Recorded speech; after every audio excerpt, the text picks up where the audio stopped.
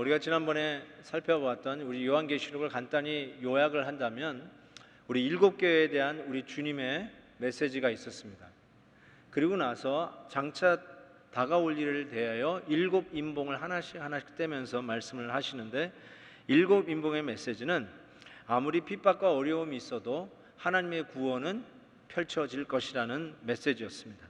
그리고 이제 7나팔이 부러지는데 그 하나님의 경고하는 나팔 속에서 우리가 깨어 신앙을 지킬 것을 요구하시고, 결국은 아무리 어렵고 힘든 가운데서도 마지막의 승리는 하나님의 교회, 우리의 것이라는 것을 보여주셨습니다.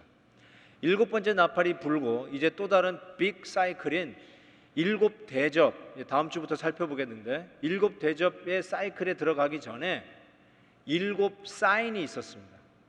그 중에 4가지, 교회를 상징하는 여자와 교회에 약속해 주신 메시아, 즉 여자를 통해서 낳는 아들을 통해서 상징해 주신 예수 그리스도, 이를 멸망시키려고 하는 붉은 용과 땅과 바다에서 나온 짐승, 이 4가지를 우리가 지난번에 보면서 하나님의 교회를 멸망시키고 그리스도를 멸망시키고 그를 따르는 하나님의 백성들을 멸망시키려고 하는 이 짝퉁 666 엔티 삼위일체, 이들로부터 하나님은 교회를 지키시고 승리케 하시고, 그리고 승리할 수 있는 하나님의 말씀과 어린 양의 피를 보여주신 것이 지난번에 살펴본 4가지의 사인이었습니다. 이제 오늘은 3가지의 사인이 남아있는데, 바로 14만 4천 명과 세 천사의 메시지와 그리고 추수꾼의 모습입니다. 먼저 14만 4천 명이 다시 등장합니다. 이 14만 4천 명은 신구약의 모든 하나님의 교회, 하나님의 백성을 총망라한 상징적 숫자라고 말씀드렸습니다. 그런데 이 14만 4천 명에 가만히 살펴보니까 그들의 이마에 어린 양의 이름과 그 아버지의 이름을 쓴 것이 있더라라고 1절에 말합니다. 도대체 짐승의 수, 사람의 수 666에 반하여 하나님의 백성들은 성령의 인침을 받았는데, 그 이마에 666이 아니라 무엇이 쓰여 있는가 자세히 보니까 어린 양의 이름과 아버지의 이름이 있다라고 얘기했습니다. 이게 문자적으로 우리 이마에 새겨져 있는 건 아닌데, 이게 도대체 무엇을 이야기하는 걸까요? 아버지의 이름이 새겨져 있다. 그 말은 하나님의 백성들은 한 아버지를 섬기는 한 가족이라는 뜻입니다. 즉 14만 4천 명으로 상징되는 하나님의 백성은 하나님 아버지를 섬기는 가족의 유사성, family likeness가 있다라는 뜻입니다. 그래서 우리에게 미국 사람이든지 한국 사람이든지 중국 사람이든지 일본 사람이든지 태국 사람이든지 베트남 사람이든지 하나님을 아버지라고 부르는 모든 하나님의 백성들은 family likeness, 한 가족의 유사성이 있습니다. 그 유사성의 첫 번째로 오늘 4절 말씀에 이런 말씀이 있어요. 여자와 더불어 더럽히지 아니한 순결한 자라고 적고 있습니다. 즉 하나님 가족의 유사성, 첫 번째는 순결입니다. 이 순결을 어떤 성적인 의미로 오늘 본문에서는 설명하고 있습니다. 여자와 더불어 더럽혀지지 않은 자. 이에 반해서 세상의 도시를 상징하는 바벨론이 등장하는데 8절에 보면 이렇게 적혀 있습니다. 큰 성 바벨론이요, 모든 나라에게 그의 음행으로, adultery, 음행으로 말미암아 진노의 포도주를 먹이던 자로다. 즉 이 세상의 도시를 창녀촌에 비교했다면 14만 4천 명 하나님의 백성들은 여자와 더불어 더럽혀지지 않은 처녀성을 지키고 있는 성결, 순결한 자들임을 이야기하고 있습니다. 그런데 이것이 단순한 성적 순결함만 얘기하는 것은 아닌 것을 알 수가 있어요. 왜냐하면 14만 4천 명은 남자만이 아니에요. 하나님의 백성을 총망라한 남녀노소를 다 얘기합니다. 그래서 그러면 이 여자로부터 더럽혀지지 않은 순결은 뭘 의미하는가? 그 성결의 의미를 좀 더 구체적으로 살펴보면 사무엘하 11장에 보면 다윗이 밧세바와 간음한 것을 은폐하기 위해서 전쟁에 나가 있는 밧세바의 남편 우리아를 집으로 돌아오게 해서 아내와 동침하게 합니다. 그런데 우리아는 집으로 내려가지 아니하고 왕궁문에서 그의 주의 모든 부하들과 더불어 잔지라. 즉 아내와 더불어 동침하지 않았어요. 전쟁 중에는 동침하지 않습니다. 그러니까 단순한 어떤 성적 의미 그 이상인 것을 짐작하게 합니다. 사무엘상 21장에 보면 노브로 도망간 다윗이 그의 일행과 더불어 먹을 것이 없었을 때 제사장에게 진설병을 먹게 해달라고 구합니다. 그때 거룩한 떡이니까 너희들이 정결하면 주겠다고 제사장이 얘기하니까 다윗이 제사장에게 대답하여 이르되 우리가 참으로 3일 동안이나 여자를 가까이 하지 아니하였나이다. 내가 떠날 길이 보통 여행이라도 소년들의 그릇이 성결하겠거든 하물며 오늘 그들의 그릇이 성결하지 아니하겠나이까. 이스라엘의 군대 착출된 군인들은 전쟁 중에는 아내와 더불어 동침하지 않습니다. 단순한 성적인 의미가 아니라 그 이상, 즉 하나님을 향한 헌신을 의미합니다.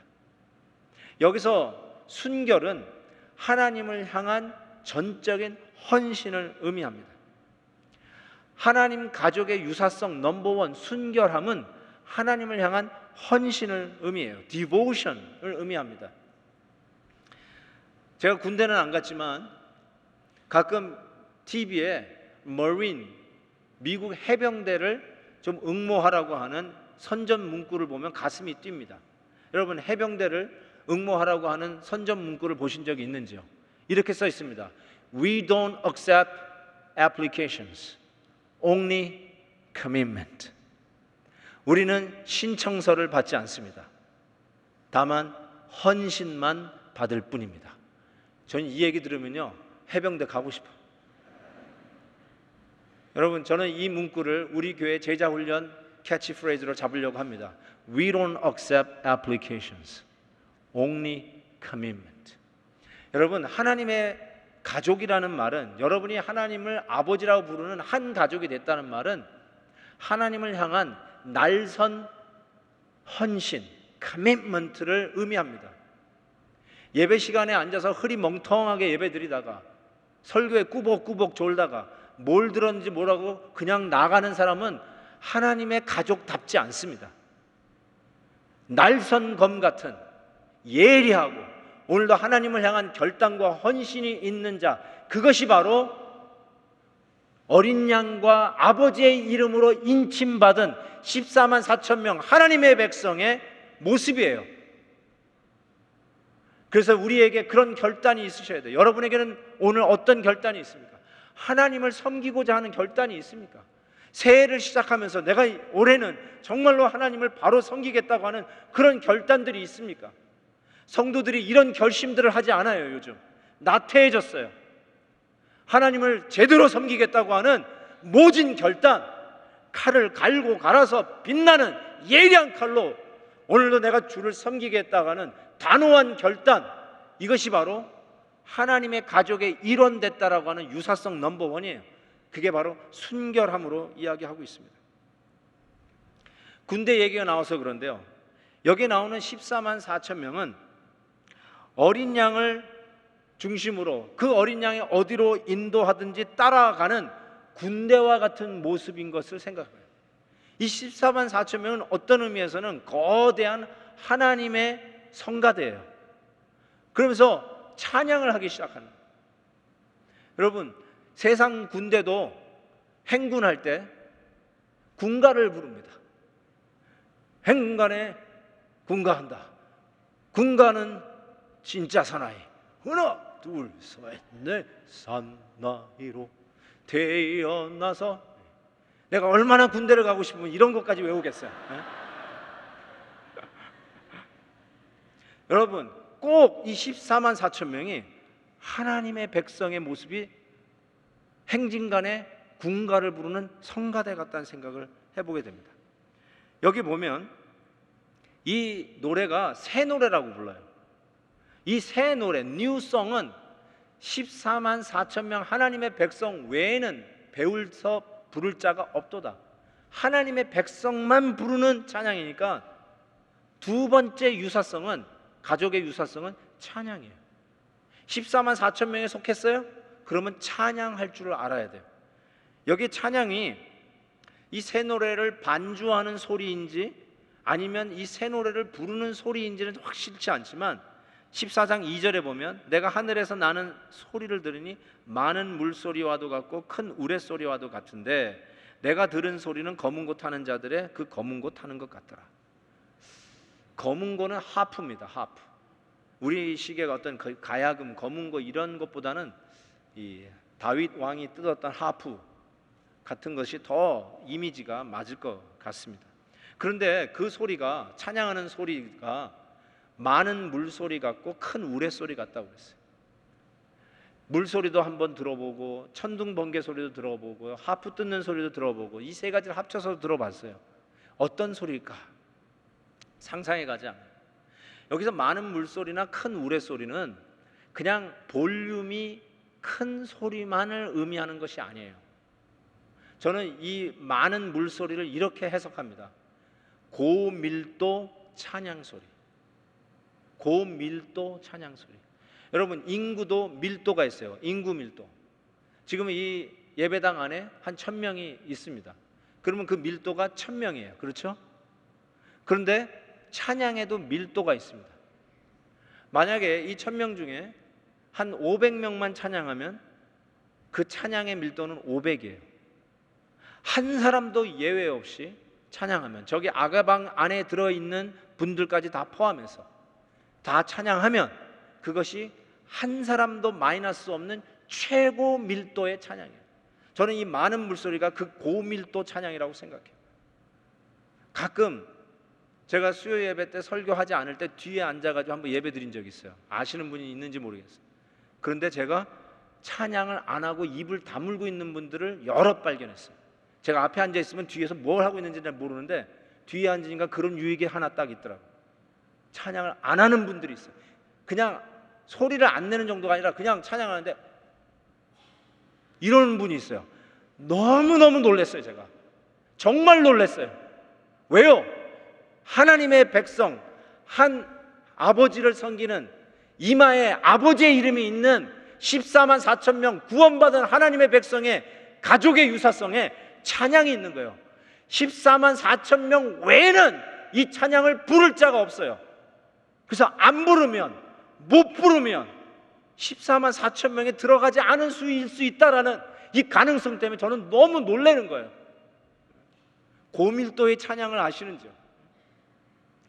예수로 나의 구주 삼고, 이 찬양으로 한번 불러보는데 요 두 마디는 여기부터 시작해요. 세 번째, 네 번째 마디는 여기도 같이 하세요. 그 다음에 다섯 번째, 여섯째 마디는 여기 또 하세요. 그 다음에 찬양대 하세요. 그리고는 후렴은 2층도 하세요. 그래서 여러분 느껴보세요. 고밀도 찬양이 뭔지. 예수로 나의, 이쪽만 시작. 여기 다 같이 성령 다 하세요. 왜 안 해요? 그 다음에 여기 찬양대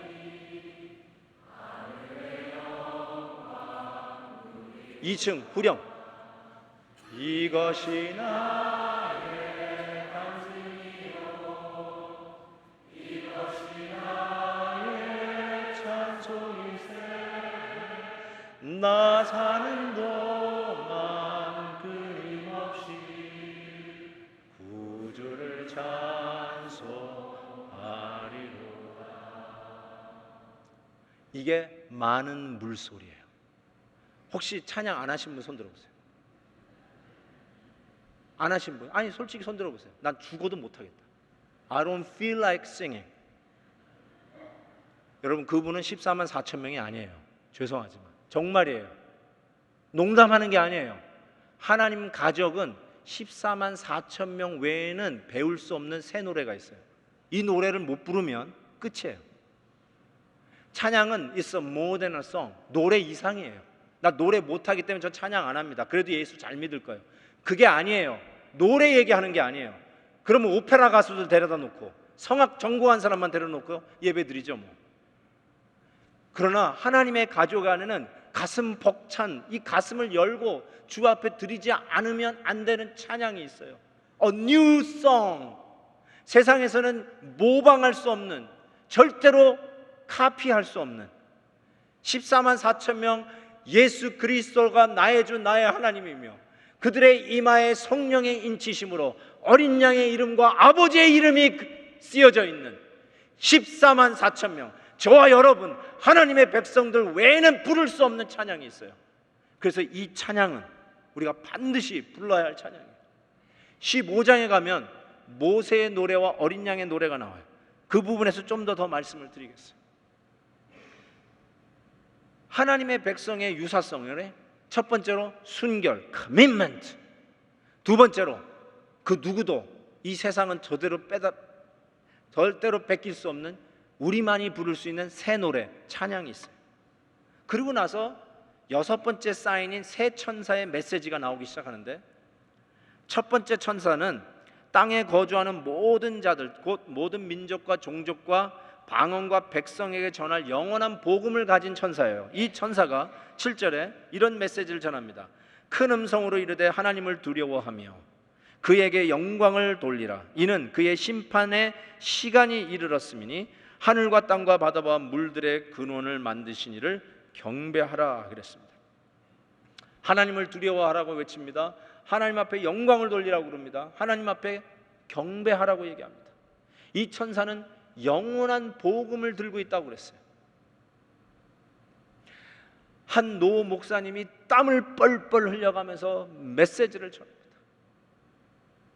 한 선교사님이 위험을 무릅쓰고 목숨을 걸고 이 복음을 전하기 위해서 선교 현장에서 애를 씁니다. 그 모습 뒤에는 바로 영원한 복음을 들고 있는 천사가 있다는 것을 깨닫게 됩니다. 복음을 전하는 현장에는 이 천사가 반드시 도움을 줄 거예요.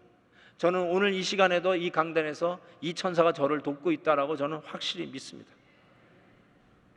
제가 이번에 선교제에서 한 가정교회를 방문해서 설교를 했습니다. 그 교회는 제가 2년 전에 가서 설교한 교회였어요. 근데 2년 전에 교회가 하나였어요. 근데 요번에 갔어요. 근데 그 교회가 9개가 됐어요.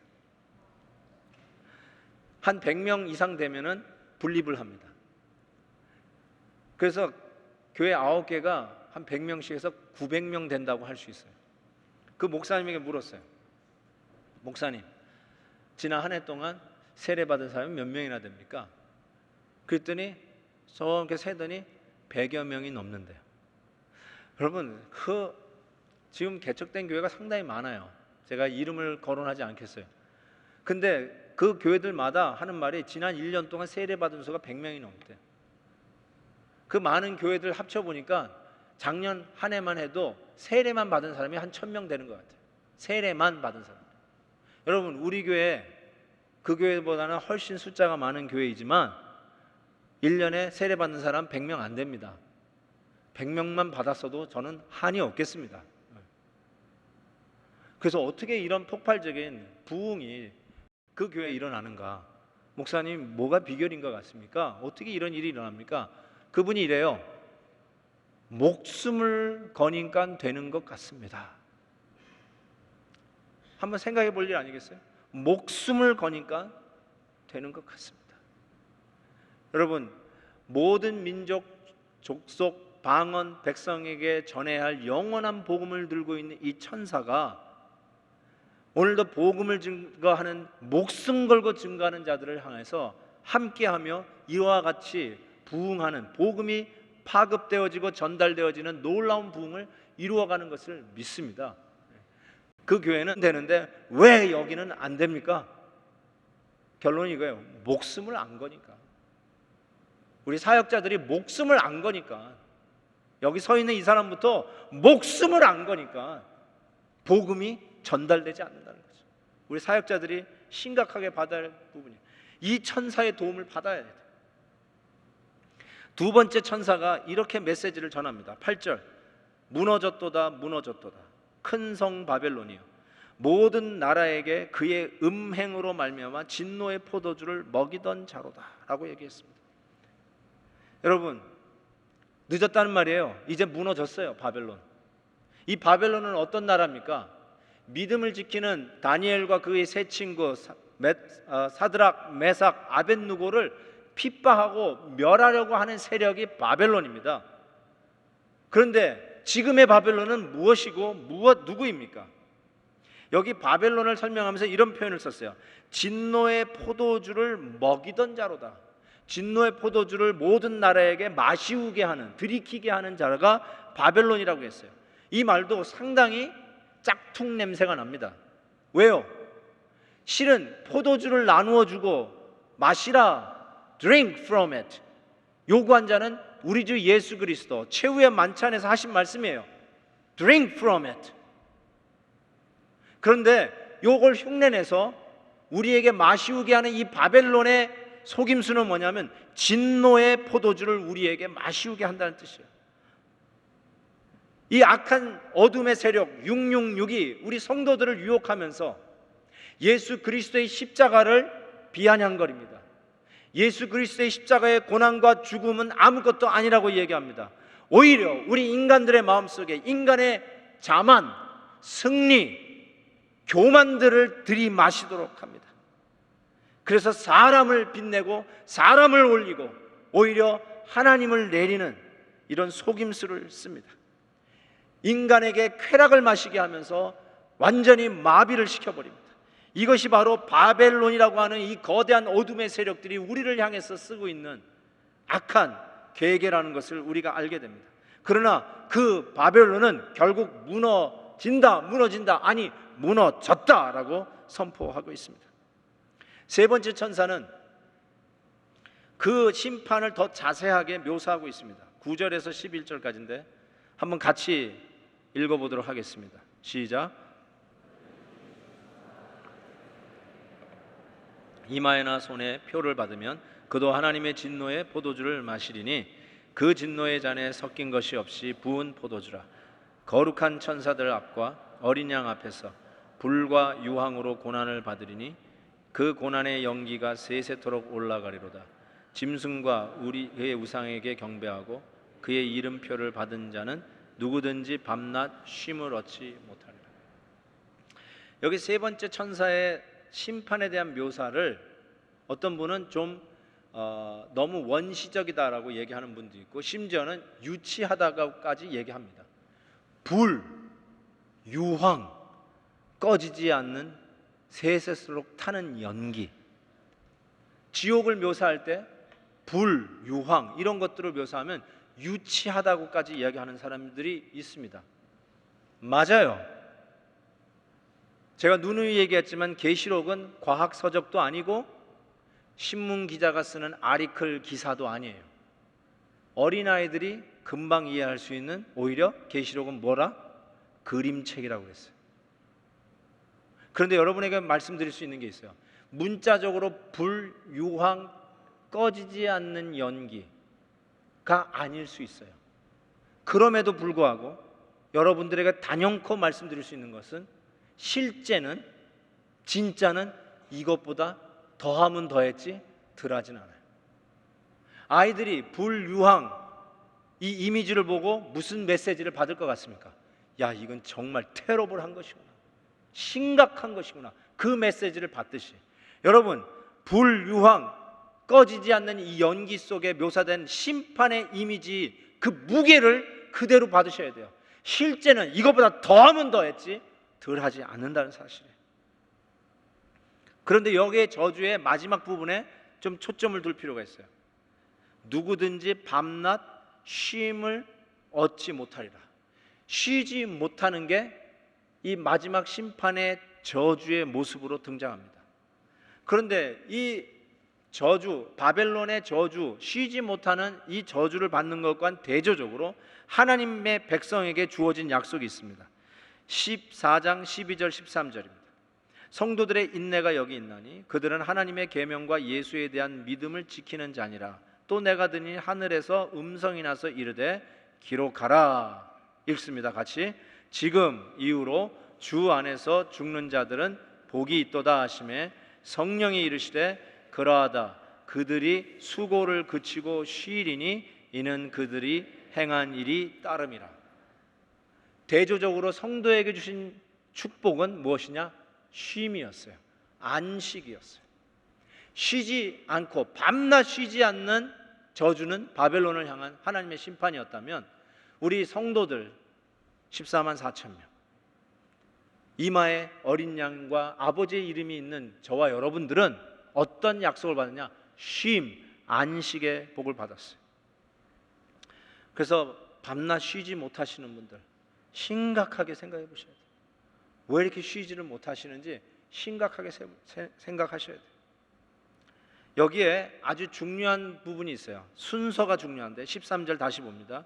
그들이 수고를 그치고 쉬리니, 그 다음 말 보세요. 이는 그들의 행한 일이 따름이라. For their deeds will follow them. Their deeds will follow them. 일이 그들을 따라요. 자, 여러분 왜 지치냐면요, 일이 많아서 지쳐요. 일이 안 끝나서 지쳐요. 그래서 쉬지를 못해요. 충분하다고 생각하지 않아요. 일이 완료됐다는 느낌이 없어요. 일을 끝내지를 못해요. 그냥 항상 일을 이고 살아요. 그래서 그것이 스트레스가 되고 부담이 되고 어려움이 되고, 그래서 쉬지를 못해요. 잔다고 쉬는 게 아니더라고요. 일이 항상 우리 앞에 무겁게 있으니까 그 일에 치여요. 그래서 쉬지를 못해요.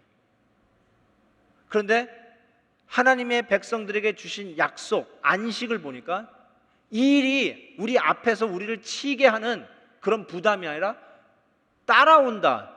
Their deeds will follow them. 따라오는 일이라는 것을 알게 돼요. 자, 이걸 좀 더 설명하겠습니다. 만약에 우리가 천국 가기 위해서 하나부터 10가지의 일들을 해야 한다고 가정을 한다면 우리는 열심히 일들을 할까요? 천국 가기 위해서. 근데 이 일을 하고 나서 내가 이걸 충분히 했나라고 생각하면 충분하게 했다라고 느낌을 가질 자가 하나도 없어요. 아, 안 될 것 같아. 그 다시 가서 또 해요. 그래서 이제는 좀 충분했나 생각하는데 충분하지 않아요. 이 정도 했다고 내가 천국 갈 수 있을까? 이 정도 하면 됐겠지 하고 돌아섰는데 아닌 것 같아. 그래도 좀 미심쩍고 아니야, 좀 더 해야 되겠어. 더 해야 될 것 같아. 그러니 항상 부담이에요. 항상 일에 치여요. 쉬지를 못해요. 그런데 저와 여러분은 천국 가기로, 천국 간 자로, 아니 천국 갈 자로 우리 하나님이 확실하게 인친 자인 걸 믿습니다. 아멘이죠. 그러니까 여기에 있는 10가지는 천국 가기 위해서 하는 게 아니라 천국 가는 자이니까 감사해서 고마움으로 이 일을 가볍게, 부담 없이, 기쁨으로, 자유를 가지고 감당하게 됩니다. 이게 쉼이에요. 쉼은 일을 안 하고 탱자탱자 노는 게 쉼이 아니라 즐겁게 자유롭게 하는 것이 쉼이에요.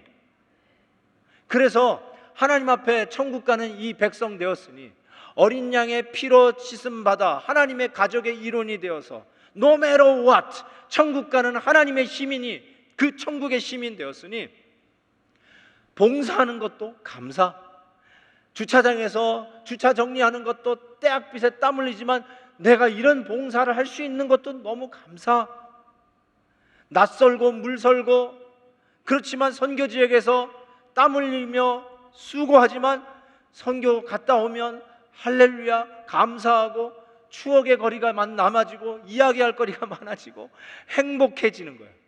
이게 바로 참된 안식, 쉼에 대한 초청이에요. 이것을 아는 사도 바울이 고린도전서 15장에 이렇게 얘기했어요. 그러므로 내 사랑하는 형제들아, 견실하며 흔들리지 말고 항상 주의 일에 더욱 힘쓰는 자들이 되라. 이는 너의 수고가 주 안에서 헛되지 않은 줄을 알미니라. 이번에 갔더니 제 친구 목사님이 거기 선교사로 가 있어서 교수 선교사로 있어요. 그분은 미국 우수신학교에 PhD 박사학위를 받았어요. 역사신학으로. 그래서 한국에서 스카웃 돼가지고 한국 우수신학교에서 교수 생활을 3년 했어요. 그런 후에 미국에 있는 그 도시에서는 제일 큰 교회 중에 하나인데 그 교회에서 담임 목사로 스카웃 했어요. 교수로 섬기고 있는 우리 친구를.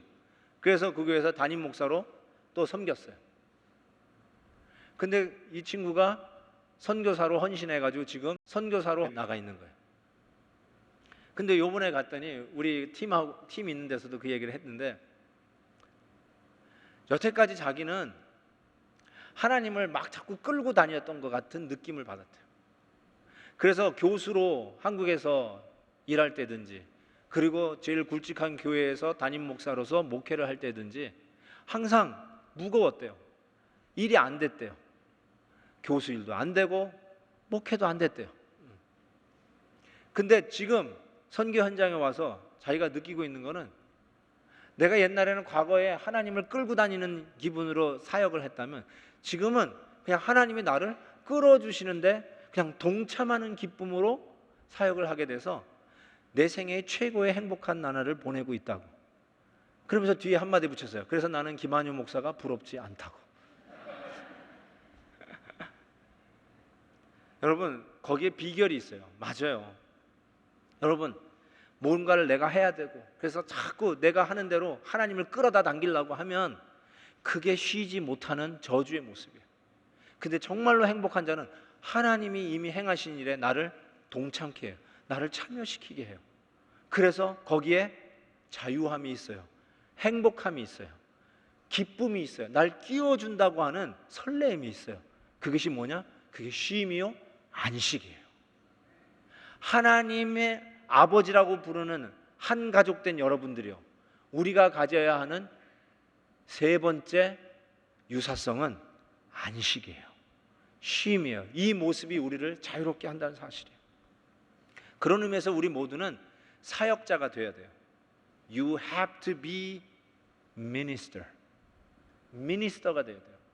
저만 미니스터가 아니라 여러분 내일 나가시는 직장에서 미니스터 같이 사역자답게 직장에 나가세요. 아이고, 내 이 모두구멍이 포도청이니 먹고 살기 위해서 내가 미국 와서 이 지질이 이러면서 나가지 말고 하나님이 나를 부시는 사역의 현장이라고 믿고 사역자답게 나가세요. 그러면 거기에 안식이 있어요.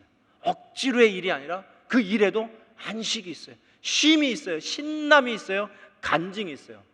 예수 그리스도 믿어 받은 증거가 많은 일들이 될 것을 믿습니다. 그 이후에 이제 마지막 사인으로서 추수꾼의 사인이 나오는데 14절부터 20절까지 보니까 두 가지의 추수가 나오더라고요. 흰 구름 위에 앉은 인자 같은 이가 금면류관을 쓰고 예리한 낫으로 곡식을 거두는 추수가 첫째 추수요. 두 번째는 그 하늘문을 열고 하늘 성전에서 천사가 나와서 역시 예리한 낫으로 포도송이를 추수하여 포도주 틀에다가 던져 넣는 추수가 그 하나입니다. 이 두 가지의 추수가 나오는데 여기서 인자 같은 이, 그리고 금면류관을 썼으니까 꼭 우리 예수님 같아요. 그리고 이 표현이 정확하게 다니엘 7장에 나오는 풀무불에 나오는 인자와 같은 이하고 똑같은 표현입니다.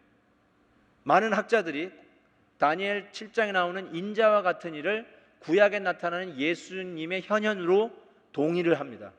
그렇다면 여기서 인자와 같은 이, 금면류관을 쓰고 곡식을 추수하는 이를 예수 그리스도로 보아도 무방하다라고 저는 생각합니다. 그리고 나서 이 천사가 이 포도송이를 거두는데, 이거는 우리 성도를 거두는 그 열매가 아니라 이 포도주 틀에서 짜는 심판을 의미합니다. 이 심판을 하는데요, 14장 20절 마지막 절이죠. 성 밖에서 그 틀이 밟히니 틀에서 피가 나서, 이 포도가 터지는 거를 피가 터지는 걸로 표현하고 있죠.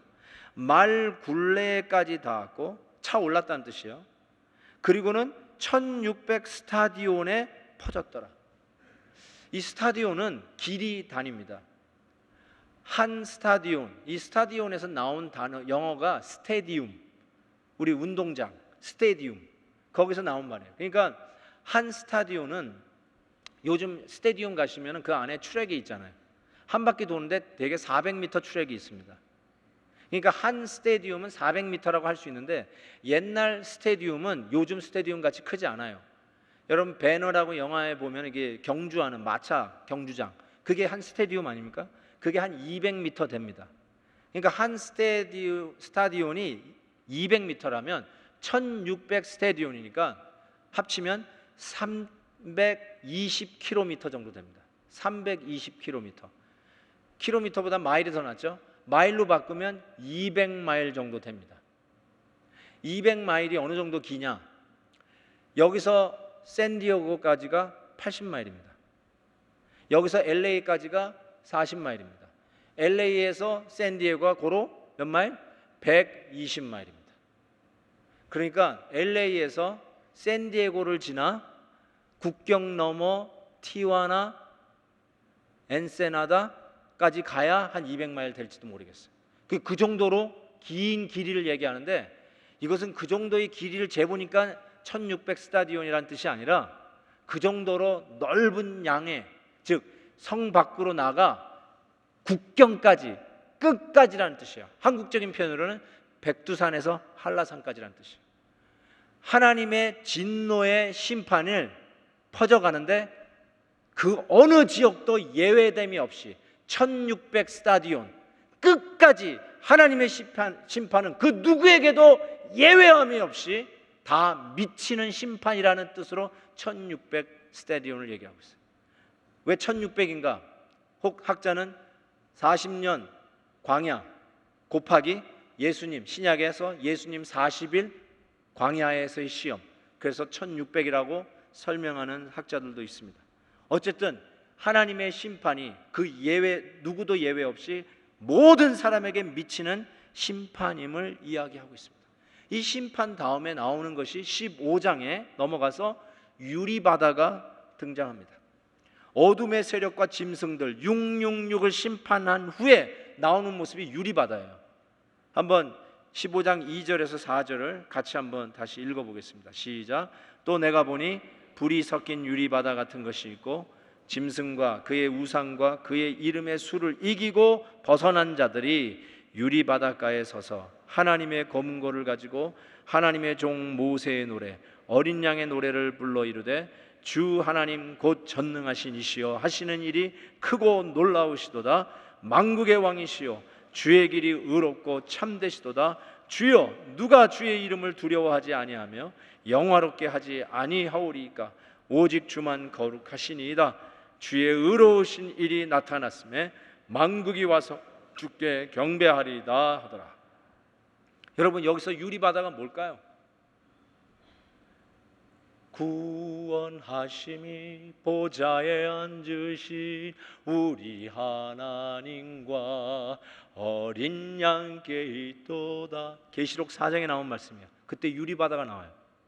그 유리바다에 24장로들과 네 생물과 천사들이 하나님 앞에 그 어린 양 보호자의 앞에 앉은 그 어린 양 앞에 찬양하는 예배의 모습이 나오는데, 그 유리바다가 다시 등장해요.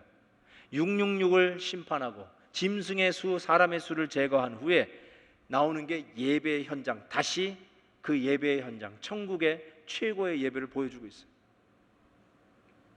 그리고 그 찬양의 제목이 뭐냐? 모세의 노래와 어린 양의 노래라고 얘기하고 있어요. 모세의 노래가 뭐야? 출애굽의 노래 아닙니까? 종살이 하던 애굽에서 탈출하여 자유된 그 백성들이 부르는 거룩한 찬양, 모세의 노래. 어린 양의 노래는 무엇입니까?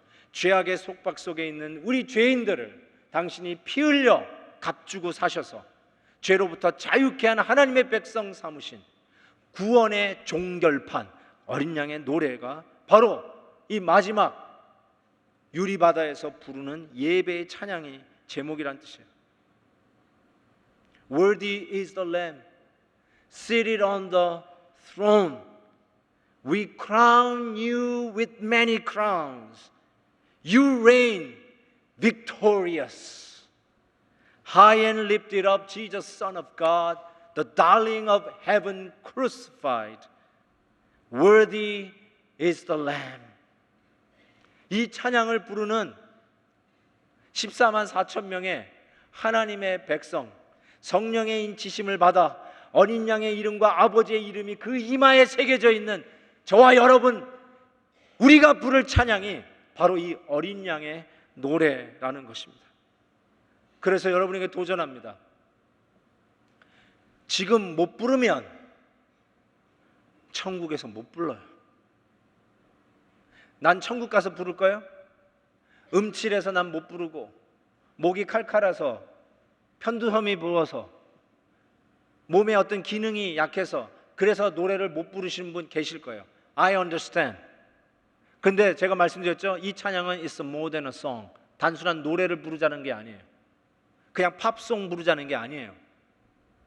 우리 예수님 앞에서 부를 찬양이에요. 안 보여서 그렇지, 우리 주님이 여기 서 계신다고 생각하시고 우리가 찬양을 한다면 우리 찬양은 좀 달라질 거예요. 목소리가 안 나온다고 내가 음칠해서 그래도 입을 꾹 다물고 있는 자가 전혀 없을 거예요. 우리 예수님 앞에 하나님의 백성이 부를 찬양에서 제외되는 자가 있다면 그 자는 천국에 없어야 할 자라고 저는 생각해요. 그래서 오늘은 이 예배는 천국 리허설이라고 그랬어요. 최고의 예배를 보는 자리예요. 이 찬양에서 제외된다면 천국에서 제외되지 말라는 법이 없어요. 저 감히 말씀드립니다. It's more than a song. 가슴을 열고 우리 주님을 찬양하세요. Worthy is the Lamb. 오늘 마지막 찬양, 아까 부른 찬양으로 하십시다. Worthy is the Lamb, high and lifted up, the darling of heaven crucified. Worthy is the Lamb. 이 찬양을 부르면서 구원하심이 보좌에 앉으신 우리 하나님과 어린 양께 있도다. 이 찬양할 때 하늘문이 열리면서 우리의 삶이, 야, 하나님 아버지를 모신 모습이 이런 찬양을 하는 자들의 모습이구나. 제가 선교지에 다녀오면 늘 영적으로 충만하지만 미스하는 게 이 예배예요. 난 베델의 예배를 너무너무 미스해요. 같이 부르는 이 찬양. 내주는 강한 성이요. 나 일어나서 스탠딩 오베이션 하고 싶었어요. 정말로. 찬양 그렇게 하는 거예요. 그렇게 하는 거예요. 우리 찬양 그렇게 하십시다. 하나님 앞에서 나 천국 가면 할 거예요. 노노노. 천국 가서 낯설게 서 있는 사람은 천국 갈 수도 없어요. 이 자리에서 찬양을 배운 자 14만 4천 명만 부를 수 있는 그 찬양, 아무리 노래를 잘하는 성악가라도 절대로 부를 수 없는 새 노래, 이 노래를 우리에게 주셨어요.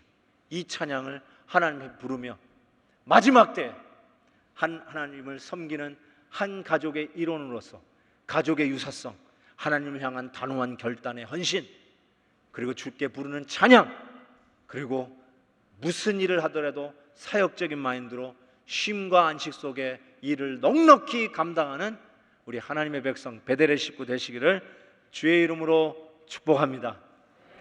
기도하겠습니다. 하나님 아버지, 감사합니다. 오늘도 주님의 은혜 속에 귀한 예배에 동참케 됨을 감사합니다. 참된 안식이 있는, 참된 결단과 순결의 헌신이 있는 저희들 되게 해주시고, 그리고 주님 앞에 설 때마다 가슴이 열리는, 끓어오르는 찬양을 주께 올려드리는 하나님의 백성, 한 하나님을 아버지로 섬기는 한 가족의 찬양을 주께 드리는 저희들이 되게 하여 주시옵소서. 예수 그리스도의 이름으로 축복하며 기도하옵나이다. 아멘.